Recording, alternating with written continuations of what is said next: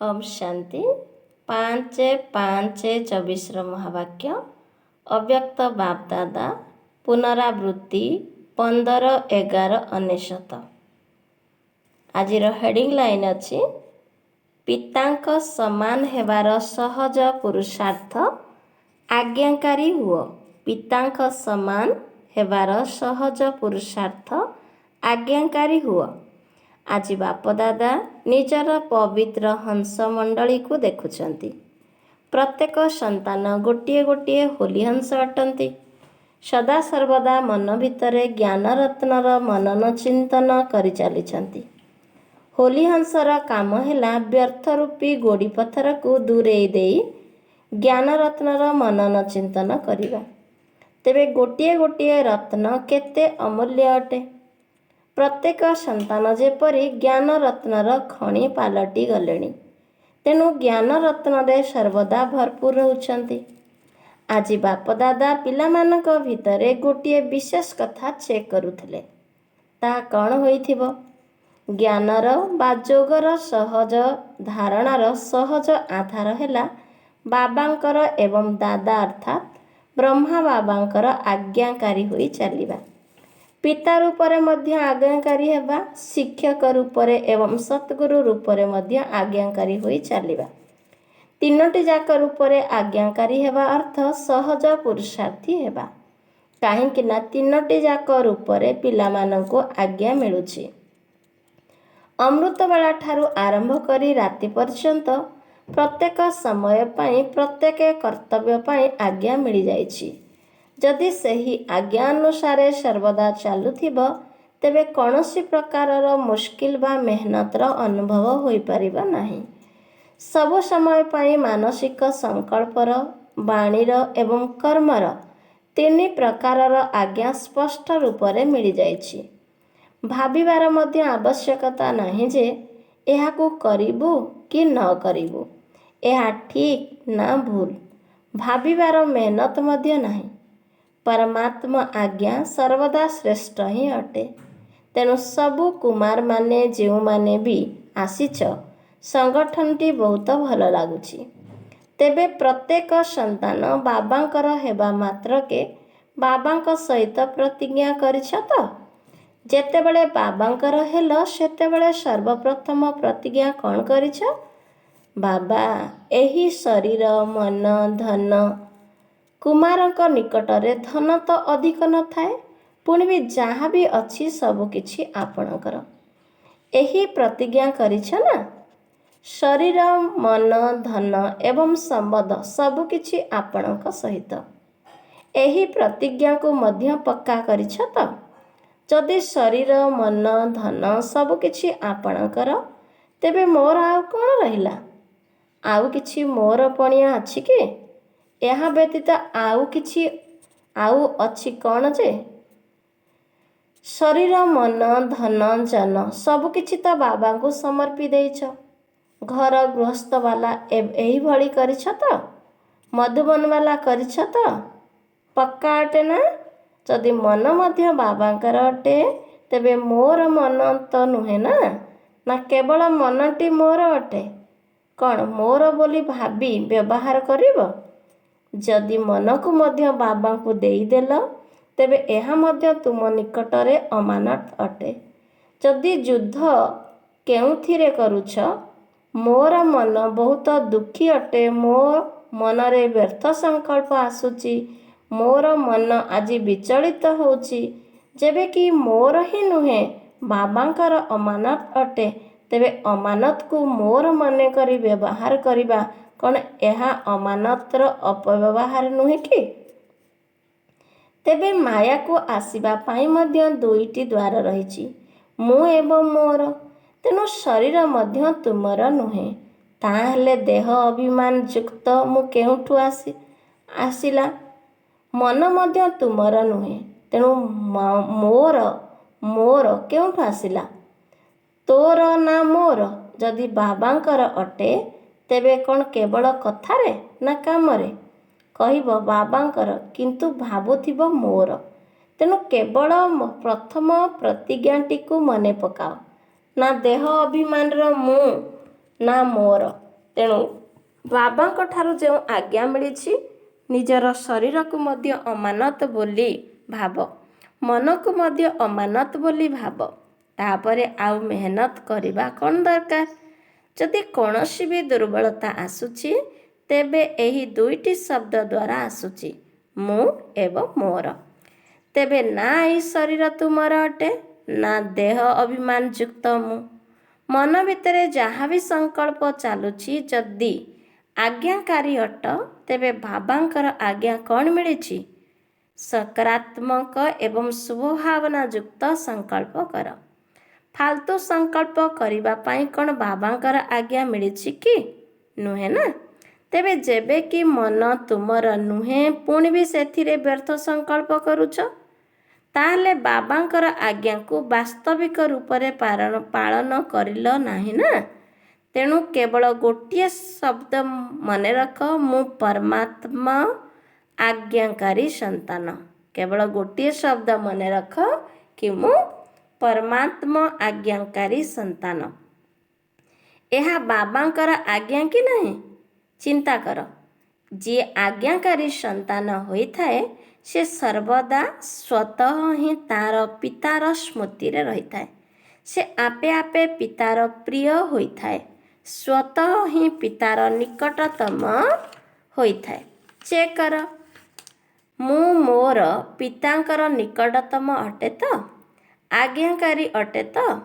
ଏ ଗୋଟିଏ ଶବ୍ଦ ତ ଅମୃତ ବେଳାରେ ମନେ ପକାଇ ପାରିବ କି ମୁଁ କିଏ? ସଦା ଆଜ୍ଞାକାରୀ ନା କେବେ ଆଜ୍ଞାକାରୀ, କେବେ ଆଜ୍ଞାକୁ ଏଡ଼େଇ ଦେଲା ବାଲା କିଏ? ବାବା କହୁଛନ୍ତି ଅମୃତ ବେଳାରୁ ମନେ ପକାଇ ପାରିବ। ବାପ ଦାଦା ତ ସବୁବେଳେ କହୁଛନ୍ତି କୌଣସି ପ୍ରକାରରେ ଯଦି ଏକମାତ୍ର ବାବାଙ୍କର ସମ୍ବନ୍ଧ ହିଁ ମନେ ରହିବ, ଅନ୍ତରରୁ ବାବା ଶବ୍ଦ ବାହାରୁଥିବ, ତେବେ ନିଶ୍ଚିତ ଭାବରେ ନିକଟତମ ହେବାର ଅନୁଭବ କରିପାରିବ। କେବଳ ମନ୍ତ୍ର ଜପ କରିବା ଭଳି ବାବା ବାବା କୁହ ନାହିଁ। ସେମାନେ ରାମ ରାମ କହୁଛନ୍ତି, ତୁମେ ବାବା ବାବା କହିବ ନା ଅନ୍ତର ଭିତରୁ ବାହାରୁ କହିବ ନା? ଅନ୍ତର ଭିତରୁ ବାହାରୁ ବାବା। ପ୍ରତ୍ୟେକ କର୍ମ କରିବା ପୂର୍ବରୁ ଚେକ୍ କର ଯେ ମନ ପାଇଁ, ଶରୀର ପାଇଁ ବା ଧନ ପାଇଁ ବାବାଙ୍କର ଆଜ୍ଞା କ'ଣ? କୁମାରଙ୍କ ପାଇଁ ଚାହେ ଯେତେ ବି କମ୍ ଧନ ଥାଉ, କିନ୍ତୁ ବାବା ଯେଉଁଭଳି ଆଜ୍ଞା ଦେଇଛନ୍ତି ଯେ ଧନର ହିସାବ କିପରି ରଖିବ, ସେହି ଅନୁସାରେ ରଖୁଛ ନା ଯେମିତି ଇଚ୍ଛା ସେମିତି ଚାଲୁଛ? ସବୁ କୁମାରମାନଙ୍କୁ ଧନର ମଧ୍ୟ ହିସାବ ରଖିବା ଦରକାର। ଧନକୁ କେଉଁଠି ଏବଂ କିପରି ବ୍ୟବହାର କରିବାକୁ ହେବ, ଶରୀରକୁ ମଧ୍ୟ କେଉଁଠି ଲଗାଇବାକୁ ହେବ, ଏହାର ମଧ୍ୟ ହିସାବ ଜାଣିବା ଦରକାର।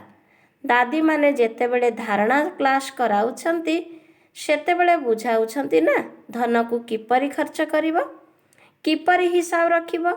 କ'ଣ କୁମାରମାନଙ୍କୁ ଜଣାଅଛି ତ କିପରି ହିସାବ ରଖିବ, କେଉଁଠି ଧନ ଲଗାଇବ, ଏସବୁ ଜଣାଅଛି ତ? ଅଳ୍ପ ପିଲା ହାତ ଉଠାଉଛନ୍ତି, ନୂଆ ନୂଆ ମଧ୍ୟ ଅଛନ୍ତି, ଏମାନଙ୍କୁ ଜଣା ନାହିଁ। ଦାଦୀଙ୍କୁ କହିଲେ ବାବା, ଏମାନଙ୍କୁ ମଧ୍ୟ ନିଶ୍ଚିନ୍ତ ବତାଇ ଦେବ ଯେ କ'ଣ କ'ଣ କରିବାକୁ ହେବ। ଏହାଦ୍ୱାରା ତୁମେ ନିଶ୍ଚିନ୍ତ ହୋଇଯିବ, ବୋଝର ଅନୁଭବ ହେବ ନାହିଁ। କାହିଁକି ନା ତୁମ ସମସ୍ତଙ୍କର ତ ଲକ୍ଷ୍ୟ ରହିଛି ନା। କୁମାର ଅର୍ଥ ହାଲୁକା ସ୍ଥିତି, ଡବଲ ଲାଇଟ୍ ସ୍ଥିତି। କୁମାରମାନଙ୍କର ଲକ୍ଷ୍ୟ ଅଛି, ବାବା କହୁଛନ୍ତି କୁମାରମାନଙ୍କର ଲକ୍ଷ୍ୟ ଅଛି ନା ଆମକୁ ନମ୍ବର 1ରେ ଆସିବାର ଅଛି।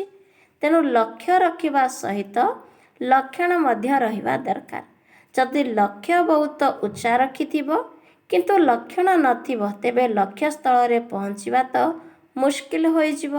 ତେଣୁ ବାବାଙ୍କର ଯାହା ସବୁ ଆଜ୍ଞା ରହିଛି ସେଗୁଡ଼ିକୁ ସର୍ବଦା ବୁଦ୍ଧିରେ ରଖି କାର୍ଯ୍ୟ କରୁଥାଅ। ବାପ ଦାଦା ତ ପୂର୍ବରୁ ମଧ୍ୟ ବୁଝାଇ ଦେଇଛନ୍ତି ଯେ ବ୍ରାହ୍ମଣ ଜୀବନର ମୁଖ୍ୟ ସମ୍ପତ୍ତି ହେଲା ସଂକଳ୍ପ, ସମୟ ଏବଂ ଶ୍ୱାସ। ବ୍ରାହ୍ମଣମାନଙ୍କର ମୁଖ୍ୟ ସମ୍ପତ୍ତି ହେଲା ସଂକଳ୍ପ, ସମୟ ଏବଂ ଶ୍ୱାସ। ତୁମମାନଙ୍କର ଶ୍ୱାସ ମଧ୍ୟ ବହୁତ ଅମୂଲ୍ୟ ଅଟେ। ଗୋଟିଏ ବି ଶ୍ୱାସ ସାଧାରଣ ନ ହେଉ, ବ୍ୟର୍ଥ ନ ହେଉ। ଭକ୍ତି ମାର୍ଗରେ କୁହନ୍ତି ନା, ପ୍ରତିଟି ନିଶ୍ୱାସରେ ନିଜର ଇଷ୍ଟଙ୍କୁ ସ୍ମରଣ କର। ତେଣୁ ନିଶ୍ୱାସ ମଧ୍ୟ ବ୍ୟର୍ଥ ନ ହେଉ। ଜ୍ଞାନର ସମ୍ପତ୍ତି, ଶକ୍ତିର ସମ୍ପତ୍ତି ଏଗୁଡ଼ିକ ତ ନିଶ୍ଚିନ୍ତ ରହିଛି, କିନ୍ତୁ ମୁଖ୍ୟ ରୂପରେ ଏହି ତିନୋଟି ସମ୍ପତ୍ତି ସଂକଳ୍ପ, ସମୟ ଏବଂ ଶ୍ୱାସ ଆଜ୍ଞା ଅନୁସାରେ ସଫଳ ହେଉଛି ତ? ବ୍ୟର୍ଥରେ ନଷ୍ଟ ହେଉନାହିଁ ତ? କାହିଁକିନା ବ୍ୟର୍ଥରେ ଚାଲିଗଲେ ଜମା ହୋଇପାରିବ ନାହିଁ ଏବଂ ଜମା ଖାତା ସାରା କଳ୍ପ ପାଇଁ ଏହି ସଙ୍ଗମ ଯୁଗରେ ହିଁ ଜମା କରିବାକୁ ହେବ। ଚାହେ ସତ୍ୟ ତ୍ରେତୟା ଯୁଗରେ ଶ୍ରେଷ୍ଠ ପଦ ପ୍ରାପ୍ତ କରିବା ହେବ ବା ଦ୍ୱାପର କଳି ଯୁଗରେ ପୂଜ୍ୟ ପଦ ପ୍ରାପ୍ତ କରିବା ହେଉ, କିନ୍ତୁ ଦୁଇଟି ଯାକ ପ୍ରାରବ୍ଧ ପାଇବା ପାଇଁ ଏହି ସଙ୍ଗମ ଯୁଗରେ ହିଁ ଜମା କରିବାକୁ ହେବ। ତେଣୁ ସେହି ହିସାବରେ ବିଚାର କର ଯେ ସଙ୍ଗମ ଯୁଗରେ ଏହି ବ୍ରାହ୍ମଣ ଜୀବନର ବା ଛୋଟିଆ ଜନ୍ମର ସଂକଳ୍ପ, ସମୟ ଏବଂ ଶ୍ୱାସ କେତେ ଅମୂଲ୍ୟ ଅଟେ। ଏଥିରେ କେବେ ବି ବେପରୁଆ ହୁଅ ନାହିଁ। ଯେମିତି ନାହିଁ ସେମିତି ଦିନଟି ବିତିଗଲା ତାହା ନୁହେଁ। ଦିନଟି ତ ବିତିଗଲା, କିନ୍ତୁ ଏହି ଗୋଟିଏ ଦିନରେ ବହୁତ କିଛି ହରାଇଦେଲ। ଯେତେବେଳେ ବି ଫାଲତୁରେ କୌଣସି ସଂକଳ୍ପ ବା ସମୟ ନଷ୍ଟ ହୋଇଯାଉଛି, ତେବେ ଏପରି ଭାବ ନାହିଁ ଯେ କେବଳ 5 ମିନିଟ୍ ତ ଯାଇଛି। ନା, ସଞ୍ଚୟ କର। ସମୟ ଅନୁସାରେ ଦେଖ, ପ୍ରକୃତି ମଧ୍ୟ ନିଜର କାର୍ଯ୍ୟ କରିବାରେ କେତେ ସଜାଗ ଅଛି। କିଛି ନା କିଛି ଖେଳ ଦେଖାଇ ଚାଲିଛି, କେଉଁଠି ନା କେଉଁଠି ଖେଳ ଦେଖାଇ ଚାଲିଛି, କିନ୍ତୁ ପ୍ରକୃତି ପ୍ରତି ବ୍ରାହ୍ମଣ ପିଲାମାନଙ୍କର କେବଳ ଗୋଟିଏ ହିଁ ଖେଳ, ଉଡ଼ିବାର କଳାର ଖେଳ। ତେଣୁ ପ୍ରକୃତି ତ ତା'ର ଖେଳ ଦେଖାଉଛି, କିନ୍ତୁ ତୁମେ ବ୍ରାହ୍ମଣମାନେ ନିଜର ଉଡ଼ିବାର କଳାରେ ରହିବାର ଖେଳ ଦେଖାଉଛ ତ? ବାବା କହିଲେ, ପ୍ରକୃତି ତ ତା'ର ଖେଳ ଦେଖାଉଛି, କିନ୍ତୁ ତୁମେ ବ୍ରାହ୍ମଣମାନେ ନିଜର ଉଡ଼ିବାର କଳାରେ ରହିବାର ଖେଳ ଦେଖାଉଛ ତ? କେହି ଜଣେ ବାପ ଦାଦାଙ୍କୁ ଓଡ଼ିଶାରେ ହୋଇଥିବା ସାମୁଦ୍ରିକ ତୋଫାନ ବା ସୁନାମିର ସମାଚାର ଲେଖିକରି ଦେଇଛନ୍ତି। ଏହିଭଳି ହୋଇଛି, ସେହିଭଳି ହୋଇଛି। ତେଣୁ ପ୍ରକୃତିର ଖେଳକୁ ତ ଦେଖିନେଲ ନା। କିନ୍ତୁ ବାପ ଦାଦା ପଚାରୁଛନ୍ତି ଯେ ତୁମେମାନେ କେବଳ ପ୍ରକୃତିର ଖେଳ ଦେଖୁଥିଲ ନା ନିଜର ଉଡ଼ିବା କଳାର ଖେଳରେ ବ୍ୟସ୍ତ ଥିଲ, ଅର୍ଥାତ୍ ଆତ୍ମାମାନଙ୍କୁ ସକାଶ ଦେଉଥିଲ, ନା କେବଳ ସମାଚାର ଶୁଣିବାରେ ଲାଗିଥିଲ? ସମାଚାର ତ ସବୁ ଶୁଣିବାକୁ ହିଁ ପଡ଼ୁଛି, କିନ୍ତୁ ସମାଚାର ଶୁଣିବାରେ ଯେତିକି ଆଗ୍ରହ ରହୁଛି, ସେତିକି ଆଗ୍ରହ ନିଜର ଉଡ଼ିବାର କଳାର ଚମତ୍କାରୀ ଦେଖାଇବାରେ ରହିଥିଲା ତ? କେତେକ ପିଲା ଗୁପ୍ତ ଯୋଗୀ ମଧ୍ୟ ଅଟନ୍ତି।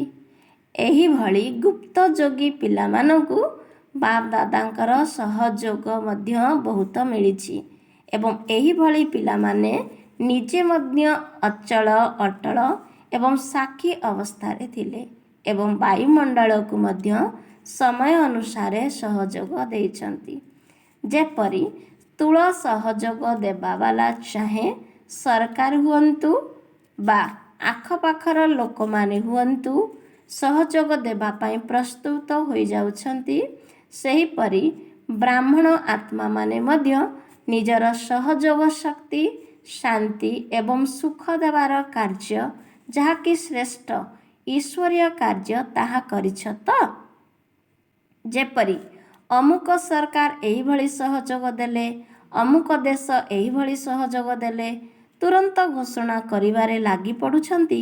ତେଣୁ ବାପ ଦାଦା ପଚାରୁଛନ୍ତି, ତୁମେ ବ୍ରାହ୍ମଣ ଆତ୍ମାମାନେ ମଧ୍ୟ ନିଜର ଏହି କର୍ତ୍ତବ୍ୟ କରିଛ ତ? ତୁମମାନଙ୍କୁ ମଧ୍ୟ ସଜାଗ ରହିବା ଉଚିତ। ସ୍ଥୂଳ ସହଯୋଗ ଦେବା ମଧ୍ୟ ଆବଶ୍ୟକ ଅଟେ। ଏଥିରେ ବାପ ଦାଦା ମନା କରୁନାହାନ୍ତି, କିନ୍ତୁ ଯାହା ବ୍ରାହ୍ମଣ ଆତ୍ମାମାନଙ୍କର ବିଶେଷ କାର୍ଯ୍ୟ, ଯେଉଁ ସହଯୋଗ ଅନ୍ୟ କେହି ଦେଇପାରିବେ ନାହିଁ, ଏହିଭଳି ସହଯୋଗ ତୁମେମାନେ ସଜାଗ ରହି ଦେଇଛ ତ? ଦେବା କଥା ନା? ନା କେବଳ ସେମାନଙ୍କୁ ବସ୍ତ୍ର ଦରକାର, ଖାଦ୍ୟ ଦରକାର? କିନ୍ତୁ ପ୍ରଥମେ ତ ମନକୁ ଶାନ୍ତି ଦରକାର, ସମ୍ମୁଖୀନ କରିବାର ଶକ୍ତି ଦରକାର। ତେଣୁ ସ୍ଥୂଳ ସହଯୋଗ ସହିତ ସୂକ୍ଷ୍ମ ସହଯୋଗ କେବଳ ବ୍ରାହ୍ମଣ ଆତ୍ମାମାନେ ହିଁ ଦେଇପାରିବେ, ଅନ୍ୟ କେହି ଦେଇପାରିବେ ନାହିଁ। ତେବେ ଏହା ତ କିଛି ବି ନୁହେଁ, ଏହା ତ ପୂର୍ବ ସୂଚନା ଅଟେ।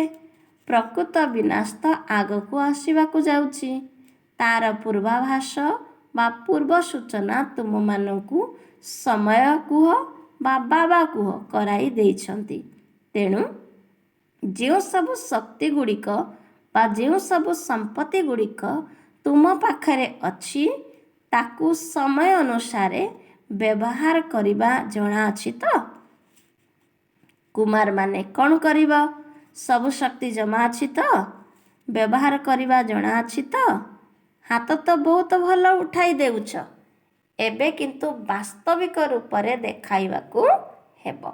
ସାକ୍ଷୀ ହୋଇ ଦେଖିବାକୁ ହିଁ ହେବ, ଶୁଣିବାକୁ ହିଁ ହେବ ଏବଂ ସହଯୋଗ ଦେବାକୁ ମଧ୍ୟ ହେବ। ଶେଷରେ ଯେତେବେଳେ ପ୍ରକୃତିର ପ୍ରକୃତ ପାଠ ଆରମ୍ଭ ହୋଇଯିବ ସେତେବେଳେ ସାକ୍ଷୀ ଏବଂ ନିର୍ଭୟ ହୋଇ କହିଲେ ଶେଷରେ ଯେତେବେଳେ ପ୍ରକୃତିର ପ୍ରକୃତ ପାଠ ଆରମ୍ଭ ହୋଇଯିବ ସେତେବେଳେ ସାକ୍ଷୀ ଏବଂ ନିର୍ଭୟ ହୋଇ ଦେଖିବାକୁ ମଧ୍ୟ ହେବ ଏବଂ ନିଜର ପାଠ ମଧ୍ୟ କରିବାକୁ ହେବ। ସେତେବେଳେ କେଉଁ ପାଠ କରିବ? ଦାତାଙ୍କର ସନ୍ତାନ ହିସାବରେ ଦାତା ହୋଇ ଆତ୍ମାମାନଙ୍କୁ ଯାହା ସବୁ ଦରକାର ଥିବ ତାହା ଦେବାକୁ ହେବ। ତେବେ ତୁମେମାନେ ମାଷ୍ଟର ଦାତା ଅଟ ନା? ତେଣୁ ନିଜର ଷ୍ଟକ୍ ଜମା କର। ନିଜ ପାଖରେ ଯେତିକି ଷ୍ଟକ୍ ଜମା ରହିଥିବ ସେହି ଅନୁସାରେ ହିଁ ଦାତା ହୋଇପାରିବ।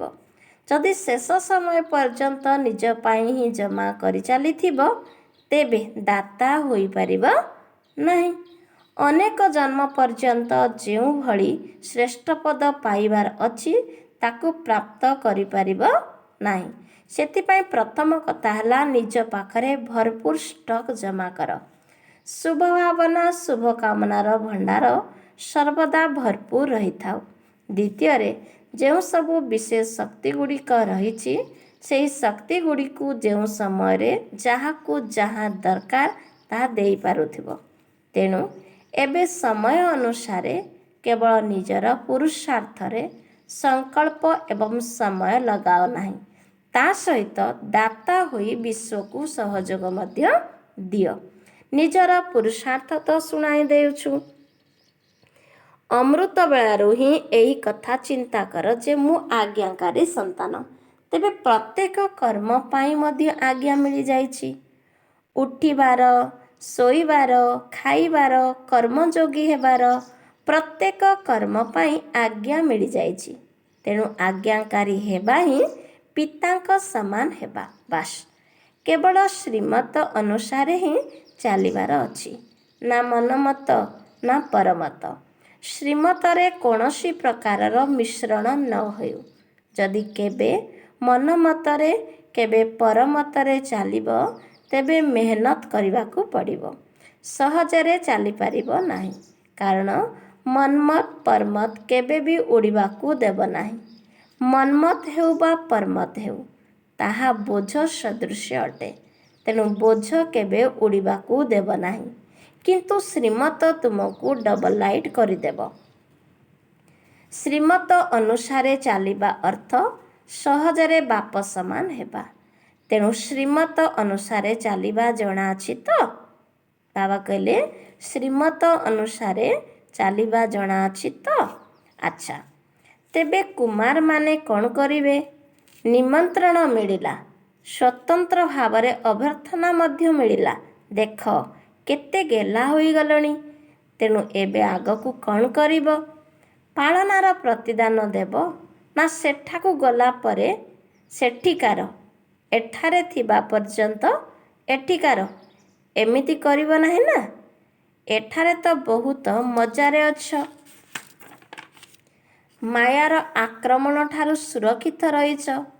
ଏମିତି କେହି ଅଛି କି ଯାହା ପାଖକୁ ମଧୁବନରେ ମଧ୍ୟ ମାୟା ଆସୁଛି? ମଧୁବନରେ ମଧ୍ୟ ମେହନତ କରିବାକୁ ପଡ଼ୁଛି। ତେବେ ସୁରକ୍ଷିତ ମଧ୍ୟ ଅଛ ଏବଂ ଭଲରେ ମଧ୍ୟ ଅଛ। ବାପ ଦାଦା ମଧ୍ୟ ଖୁସି ହେଉଛନ୍ତି। ଏଭଳି ସମୟ ମଧ୍ୟ ଆସିବ ଯେତେବେଳେ ଯୁବକମାନଙ୍କ ଉପରେ ସରକାରର ମଧ୍ୟ ଧ୍ୟାନ ଯିବ। କିନ୍ତୁ ସେତେବେଳେ ଧ୍ୟାନ ଯିବ ଯେତେବେଳେ ତୁମେମାନେ ବିଘ୍ନ ବିନାଶକ ହୋଇଯିବ। ତେବେ ବିଘ୍ନ ବିନାଶକ କାହାର ନାମ? ତୁମମାନଙ୍କର ଅଟେ ନା। ବିଘ୍ନର ଏତେ ସାହସ ନ ହେଉ ଯାହାକି କୌଣସି କୁମାରକୁ ସାମ୍ନା କରିପାରିବ, ତେବେ କୁହାଯିବ ବିଘ୍ନ ବିନାଶକ। ବିଘ୍ନ ପଛକେ ହାରିଯିବ କିନ୍ତୁ ଆକ୍ରମଣ କରିପାରିବ ନାହିଁ। ତେଣୁ ବିଘ୍ନ ବିନାଶକ ହେବାର ସାହସ ଅଛି ତ? ନା ସେଠାକୁ ଯାଇ ପତ୍ର ଲେଖିବ, ଦାଦିଜୀ କ'ଣ କରିବି, ସ୍ଥିତି ବହୁତ ଭଲ ଥିଲା ଯେ, କିନ୍ତୁ କିଏ ଜାଣେ କ'ଣ ହୋଇଗଲା, ଏମିତି ଲେଖିବ ନାହିଁ ତ? କେବଳ ଏହି ଖୁସି ଖବର ଲେଖ। କ'ଣ ଲେଖିବା? ଓକେ, ଭେରି ଗୁଡ୍, ମୁଁ ବିଘ୍ନ ବିନାଶକ ଅଟେ। କ'ଣ ଲେଖିବା? ଓକେ, ଭେରି ଗୁଡ୍, ମୁଁ ବିଘ୍ନ ବିନାଶକ ଅଟେ। ବାସ୍, କେବଳ ଗୋଟିଏ ଶବ୍ଦ ଲେଖ, ଅଧିକ ଲମ୍ବା ପତ୍ର ଲେଖ ନାହିଁ। ଓକେ। ଆଚ୍ଛା, ମଧୁବନର ବିଶେଷତା ମଧ୍ୟ ବାପ ଦାଦାଙ୍କ ପାଖରେ ପହଞ୍ଚି ଯାଇଛି। ମଧୁବନ ନିବାସୀ ନିଜ ନିଜର ଚାର୍ଟ ଲେଖି ପଠାଇଛନ୍ତି। ବାପ ଦାଦାଙ୍କ ପାଖରେ ପହଞ୍ଚି ଯାଇଛି। ବାପ ଦାଦା ସବୁ ପିଲାମାନଙ୍କୁ ଆଜ୍ଞା ମାନିବା ବାଲା ଆଜ୍ଞାକାରୀ ସନ୍ତାନ ଦୃଷ୍ଟିରେ ଦେଖୁଛନ୍ତି। ବିଶେଷ କାର୍ଯ୍ୟ ମିଳିଥିଲା, କିନ୍ତୁ ସଦା ପ୍ରସ୍ତୁତ ରହୁଥିବା ଆତ୍ମା ହୋଇ ଆଜ୍ଞା ପାଳନ କରିଛନ୍ତି। ଏଥିପାଇଁ ମଧ୍ୟ ବିଶେଷ ଅଭିନନ୍ଦନ ଦେଉଛନ୍ତି। ଆଚ୍ଛା, ସମସ୍ତେ ନିଜ ନିଜର ଚାର୍ଟ ସ୍ପଷ୍ଟ ଭାବରେ ଲେଖୁଛନ୍ତି। ଦାଦିଙ୍କୁ ଲେଖିଛନ୍ତି। ତୁମେ ମଧ୍ୟ ଫଳାଫଳକୁ ଦେଖି ତା ଉପରେ କ୍ଲାସ୍ କରାଇବ। ବାବା ଦାଦିଙ୍କୁ କହିଲେ ଯେ ସମସ୍ତଙ୍କର ଚାର୍ଟକୁ ସ୍ପଷ୍ଟ ଭାବରେ ଦେଖିଛ, ସମସ୍ତେ ସ୍ପଷ୍ଟ ଭାବରେ ଲେଖିଛନ୍ତି। ଯଦି ଲେଖିଛନ୍ତି ତାର ଫଳାଫଳକୁ ଦେଖି ତା ଉପରେ ଭଲ ଭାବରେ କ୍ଲାସ୍ କରାଇଦେବ। ନିଜ ନିଜର ଅବସ୍ଥାର ଚାର୍ଟ ଭଲ ଲେଖିଛନ୍ତି। ବାପ ଦାଦା ତ ନିଶ୍ଚିନ୍ତ ଅଭିନନ୍ଦନ ଦେଉଛନ୍ତି, କାରଣ ସଚ୍ଚା ଦିଲ ବାଲା ପିଲାମାନଙ୍କ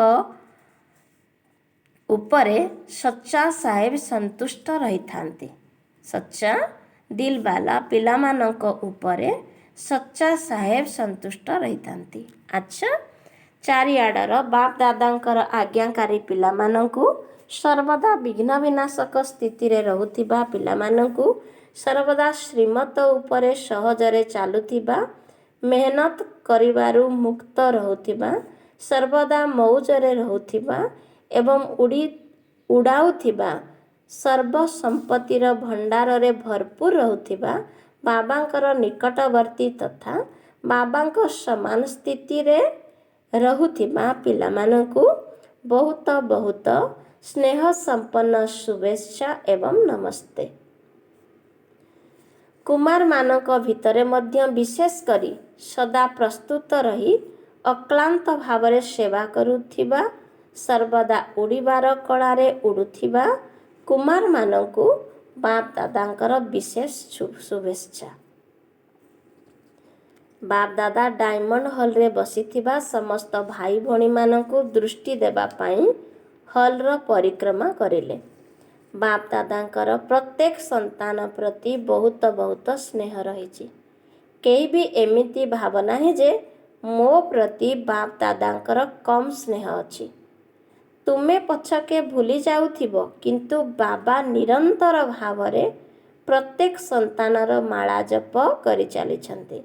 କାହିଁକି ନା ବାପ ଦାଦାଙ୍କ ସ୍ମୃତିରେ ପ୍ରତ୍ୟେକ ସନ୍ତାନର ବିଶେଷତା ସର୍ବଦା ସମ୍ମୁଖରେ ରହିଛି। କେହି ଜଣେ ବି ଏଭଳି ନାହିଁ ଯିଏକି ବିଶେଷ ନୁହେଁ। ପ୍ରତ୍ୟେକ ସନ୍ତାନ ବିଶେଷ ଆତ୍ମା ଅଟେ। ବାବା କେବେ ବି ଜଣକୁ ମଧ୍ୟ ଭୁଲି ଯାଉନାହାନ୍ତି। ତେଣୁ ସମସ୍ତେ ନିଜକୁ ବିଶେଷ ଆତ୍ମା ମନେକରି ବିଶେଷ କାର୍ଯ୍ୟ କରିବା ପାଇଁ ନିଜକୁ ନିମିତ୍ତ ମନେକରି ଆଗକୁ ଆଗକୁ बढ़िचाल। अच्छा, मीठे मीठे सिकिलधे बच्चों प्रति माता पिता बाप दादा का याद प्यार गुड मॉर्निंग। रूहानी बाप की रूहानी बच्चों को नमस्ते। हम सभी रूहानी बच्चों की रूहानी बाप दादा को याद प्यार गुड मॉर्निंग, नमस्ते नमस्ते नमस्ते। अच्छा, आज वरदान अच्छी ସର୍ବଦା ନିଜେ ଆତ୍ମିକ ସ୍ଥିତିରେ ରହି ଅନ୍ୟମାନଙ୍କର ମଧ୍ୟ ଆତ୍ମାକୁ ଦେଖୁଥିବା ଆତ୍ମିକ ଗୋଲାପ ଫୁଲ ହୁଅ। ସର୍ବଦା ନିଜେ ଆତ୍ମିକ ସ୍ଥିତିରେ ରହି ଅନ୍ୟମାନଙ୍କର ମଧ୍ୟ ଆତ୍ମାକୁ ଦେଖୁଥିବା ଆତ୍ମିକ ଗୋଲାପ ଫୁଲ ହୁଅ। ବିସ୍ତାର। ଆତ୍ମିକ ଗୋଲାପ ଅର୍ଥାତ୍ ଯାହା ଭିତରେ ସର୍ବଦା ଆତ୍ମିକ ସୁଗନ୍ଧ ଭରି ରହିଥିବ। ସେମାନେ ଯେଉଁଠି ବି ଦେଖିବେ, ଯାହାକୁ ବି ଦେଖିବେ, ତାଙ୍କର ଆତ୍ମାକୁ ହିଁ ଦେଖିବେ, ଶରୀରକୁ ନୁହେଁ। ତେଣୁ ନିଜେ ମଧ୍ୟ ସର୍ବଦା ଆତ୍ମିକ ସ୍ଥିତିରେ ରୁହ ଏବଂ ଅନ୍ୟମାନଙ୍କର ମଧ୍ୟ ଆତ୍ମାକୁ ଦେଖ। ଯେପରି ବାବା ଉଚ୍ଚରୁ ଉଚ୍ଚ ଅଟନ୍ତି, ସେହିପରି ତାଙ୍କର ବଗିଚା ମଧ୍ୟ ଉଚ୍ଚରୁ ଉଚ୍ଚ ଅଟେ। ଯେଉଁ ବଗିଚାର ବିଶେଷ ଶୋଭା ତୁମେ ଆତ୍ମିକ ଗୋଲାପ ଫୁଲମାନେ ଅଟ। ତୁମମାନଙ୍କର ଆତ୍ମିକ ସୁଗନ୍ଧ ଅନେକ ଆତ୍ମାମାନଙ୍କର କଲ୍ୟାଣ କରିବ। ବାବା କହିଲେ ତୁମମାନଙ୍କର ଆତ୍ମିକ ସୁଗନ୍ଧ ଅନେକ ଆତ୍ମାମାନଙ୍କର କଲ୍ୟାଣ କରିବ। ଆଚ୍ଛା, ଆଜିର ସ୍ଲୋଗାନ ଅଛି, ଯଦି ମର୍ଯ୍ୟାଦାର ଉଲ୍ଲଂଘନ କରି କାହାକୁ ବି ସୁଖ ଦେଲ, ତେବେ ତାହା ମଧ୍ୟ ଦୁଃଖର ଖାତାରେ ଜମା ହୋଇଯିବ। ଯଦି ମର୍ଯ୍ୟାଦାର ଉଲ୍ଲଂଘନ କରି କାହାକୁ ବି ସୁଖ ଦେଲ, ତେବେ ତାହା ମଧ୍ୟ ଦୁଃଖର ଖାତାରେ ଜମା ହୋଇଯିବ। ଆଚ୍ଛା, ଓମ୍ ଶାନ୍ତି।